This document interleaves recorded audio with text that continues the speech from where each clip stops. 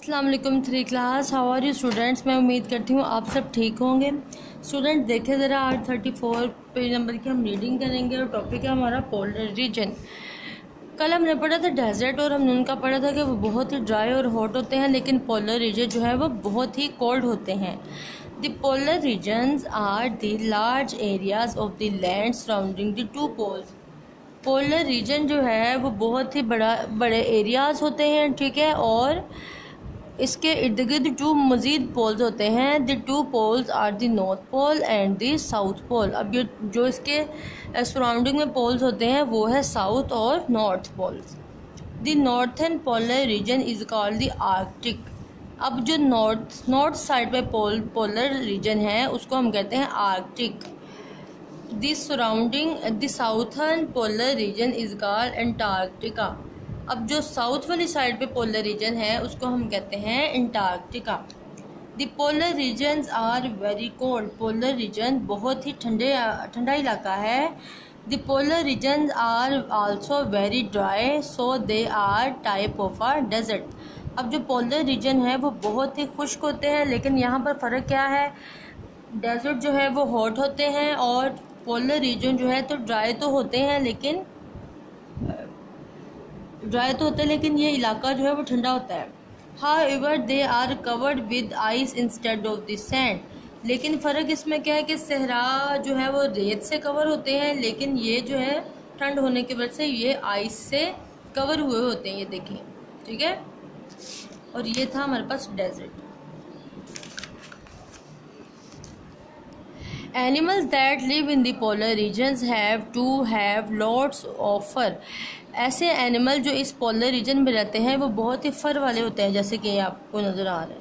इनके फीथर जो हैं वो बहुत ही थिक होते हैं और are layers of the fat. अब ये देखें, फर तो है इनके ऊपर, ठीक है, इसके ऊपर भी देखें और ये भी देखें ज़रा, फर इसमें है और ये देखें थिक, इसके थिक फीचर्स है और उसकी लेयर जो है इसकी फैट, इनके ऊपर फैट होता है। Antarctica is the driest continent on the earth. The Arctic has no land.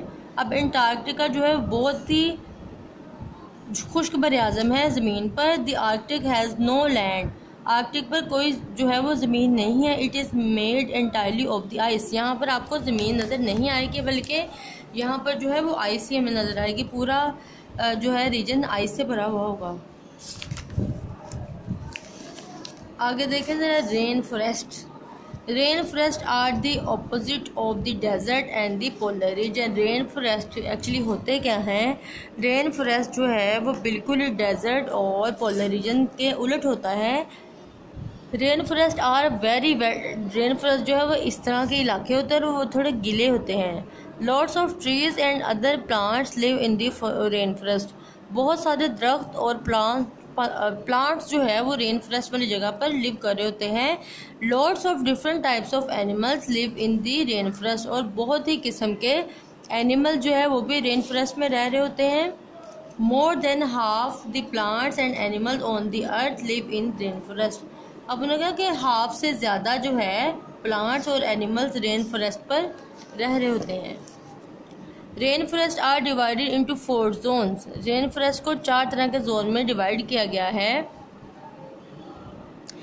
The emergent zone has the giant trees that house birds and insects. These trees get lots of sunlight.